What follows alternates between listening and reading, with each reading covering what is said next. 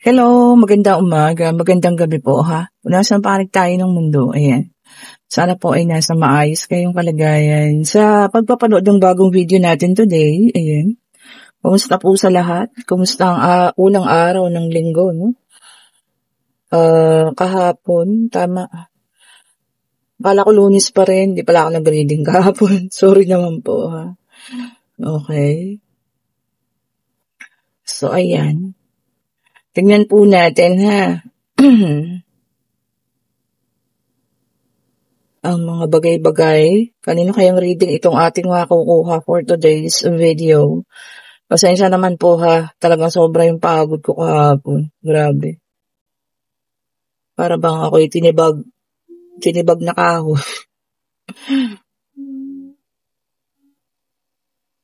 Ayan, tignan pa nga natin. Merong isang Queen of Wands. Sa unang hatag, pasensya na kayo sa ingay na maririnig din nyo dyan ha. Meron tayong 8 of Wands, meron tayong 6 of Pentacles, meron tayong 3 of Wands, at meron tayong Queen of Wands. Ito naman yung pangalawa natin. Meron tayong Ace of Swords. Okay po. Tingnan pa natin ha.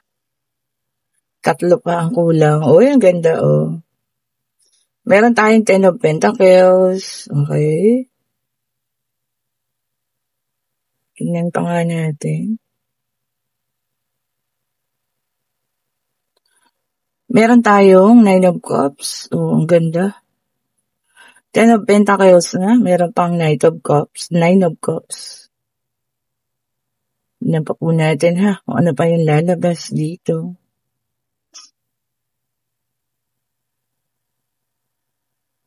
Dalawa. Isa lang po.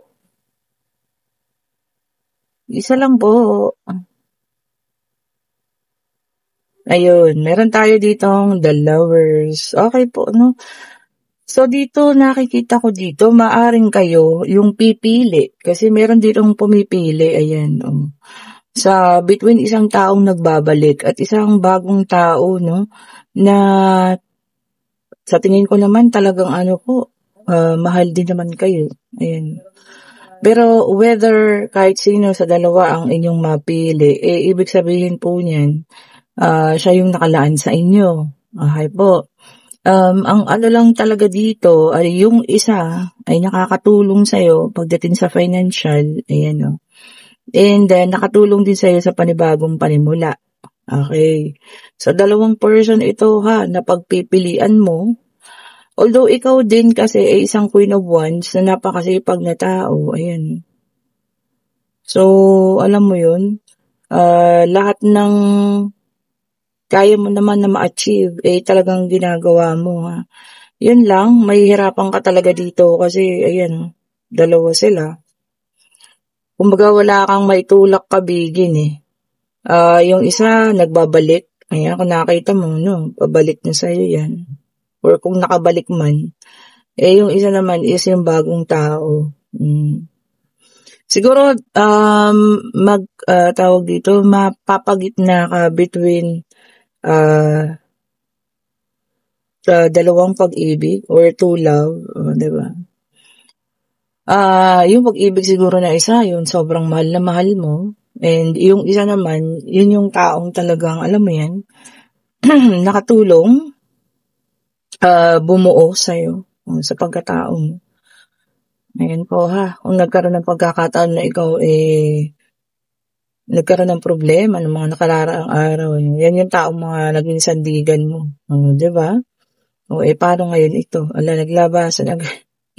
Sige, wag natin pigilan Okay, the star. Air sign. Okay po. Yung isa talaga sa inyo, isa sa kanila, ay talagang humihiling na alam mo yun? Kayo ang magkatuluyan, kayo yung maayos, Ganda naman nito, no? Pero mahirap din decision po ito, Yung pipili ka sa dalawang taong, alam mo yun, mahal na mahal mo. Diba?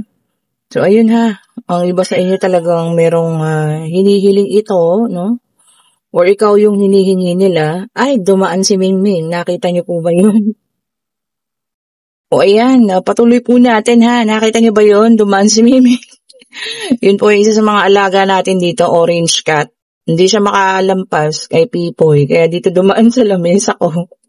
Pasensya na po ha. Ayan. Ito naman, meron tayong the moon, water sign. Okay po. Sabi niya rito na yung ano naman, yung isa naman, parang ilusyon na lang.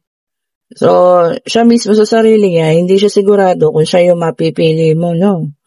So, illusion. So, yung isa talagang humuhopya pa. Yung isa naman nag-i-illusion. O, sino kaya sa kanilang dalawa, no? And then, 6 of Wands, fire sign. O, so far, tagi-isa ha. Air, water, and fire. Okay po. Aries, Leo, Sagittarius. Ayan.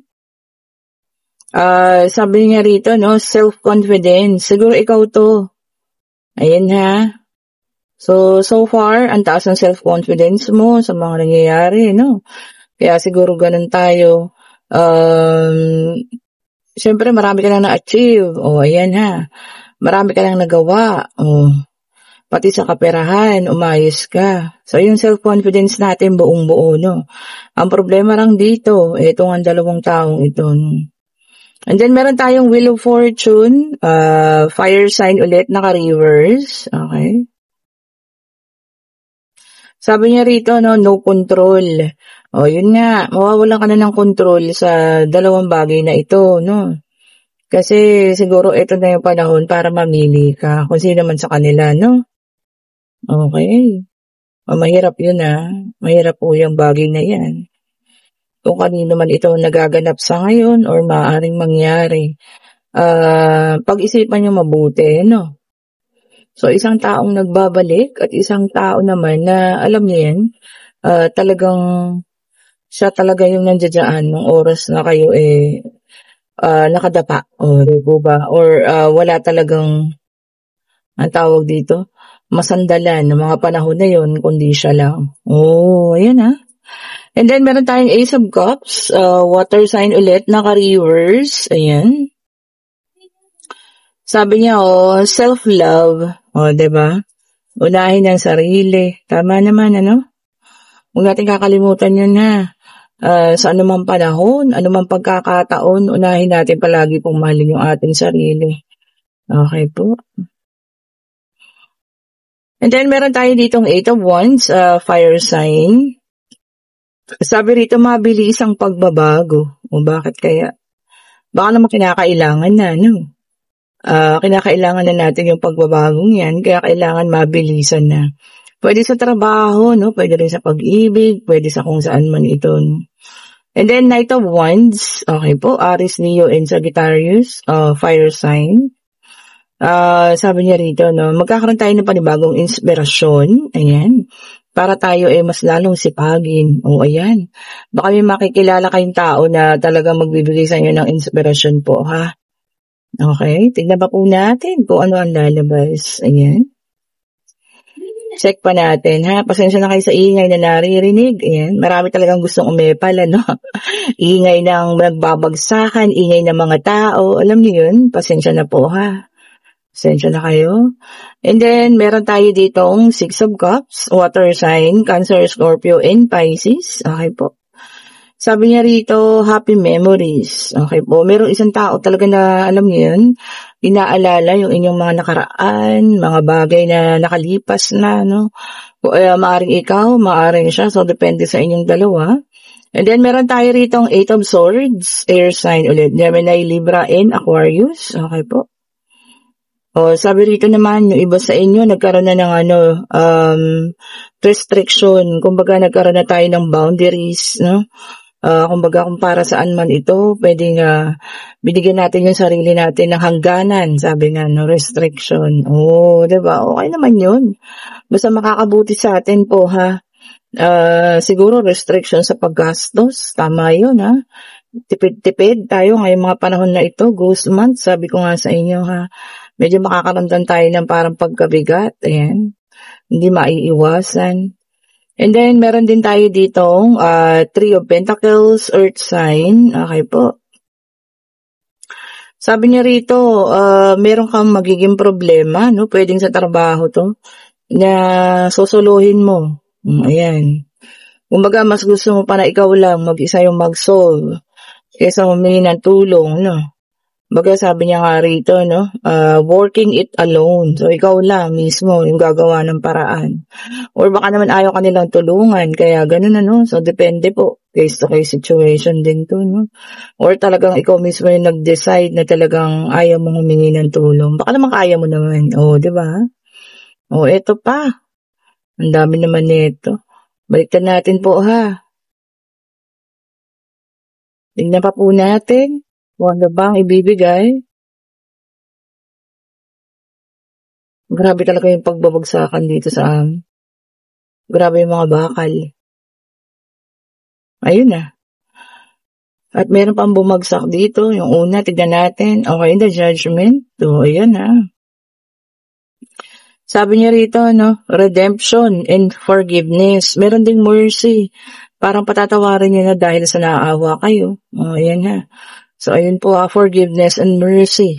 So, pagkaawa, baka nagmamakaawa sa inyo, bibigyan niyo na rin ng pagpapatawad. Diba? Okay lang po yan. Sino ba naman tayo para hindi magbigay nun, diba? Tayo ay tao lamang din. And then, meron tayong 4 of Wands, fire sign, naka-reverse. Okay po. Then, meron tayo ditong magkakaroon ng conflict with others daw. Small conflict lang naman. Baka ipipilit nila sa'yo yung nais nila. Tapos, ikaw naman hindi mo siya, alam mo yun, hindi ka agree. So, magkakaroon ng conflict. Diba? So, ayun po ha, iwas-iwasan din natin na lumaki pa yung mga ganyan, ano. Kasi, alam niyo naman, mahirap din, ano, may conflict sa trabaho man ito, no? O sa barangay ninyo, sa kalugar ninyo. Okay po. Ayan, tayo hingi na ng mga numero. Pero kung kayo na sa ating situational reading, ano, na talagang kayo sinusubok ngayon ng 2 taong ito, no. Sana, alam niyo, makapagpasya kayo kung sino talaga yung para po sa inyo, no. Ano't ano man, kayo yung makikisama, kayo yung taong magmamahalan. So, ayun po ha. Sana po ay mapagpasya ninyo kung sino sa kanila. Diba? Kantahan ko na lang kayo, sana 2 ang puso ko. Diba? Sana. Diba? Talaga namang mapapasana ka na lang. Siyempre kasi dumating na yung time na, alam mo yan, siguro ikaw na yung pinapapili ng ating Panginoon kung sino talaga yung gusto mo. Sana 2 yung puso mo, ha. Ang ganda mo, te. Kung lalaki naman, ang gwapo mo po, sir, ma'am. Yan. Tingnan natin kung anong numero ang ibibigay sa atin ng baraha. Ayan po. Check natin yan. Ay, ayun, may number 2 o talagang may pagpiling magaganap. Sabi nito, 2 paths and then destination and decision. Sino man ikaw ha, na makakapili or pipili. Sana makakuha mo yung talagang tama para po sa iyo, no? Yung sa tingin mo talaga magkakaroon kayo ng new beginning, ano. Okay, tingnan pa natin kung ano pa yung susunod na numero. Bigyan niyo pa po kami, ayan, sa mga nag-aabang dyan, mga nagko-combination, ayan, salamat po. At kayo ay nananalo, no? Ayan. Ito, tignan natin. Ay, wala. Ang ating Queen of Wands ulit, Masipag na tao, regardless ng kasarian, ha? Lalaki, babae, LGBTQ. Kung ano man. Siguro panahon talaga ng pagsisipag ngayon, ano? Dahil sabi ko nga, it's a ghost month. Diba? O kaya ganun. Talagang sipag lang. Ayan. And then, meron tayo ditong 9. Ayan po, ha? 2, 9. Tingnan natin kung meron pang isa. Tapos mag-isip na po kayo ng katanungan na. Pwedeng pag-ibig. Ang ganda, malinaw. 5. 295. Ayan po ha. Ang ating mga numero. At pwede na kayong magtanong tungkol sa inyong pag-ibig, love life, pag-travel, pangyayari, kung ano man ha, ang inyong itatanong. Accurate din to ha. Ang dami nag-chat sa akin. Ma'am, magtanong ako, sabi, yes po ang sagot. Diba? So, magtanong na. Answerable by yes or no. Ayun po ha. Bigyan niyo po sa amin ng kasagutan sa kanilang mga katanungan. Isa lang po ha. Isa lang po. Divine Universe. Isa lang po, ayan.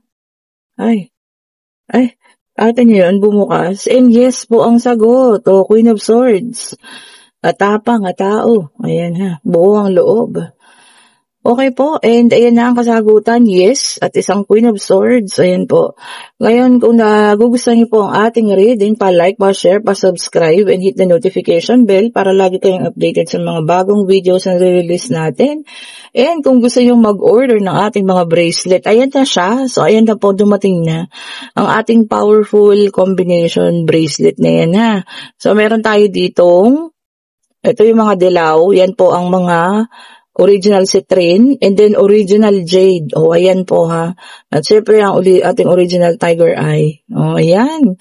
So, mag-order na kayo. I-chat nyo po ako. Ang daming nag-ask sa ating comment section. I-click nyo lang po yung link. Nandiyan na po yan sa comment section. Ako po yung naglalagay, sabi, to book a private trading.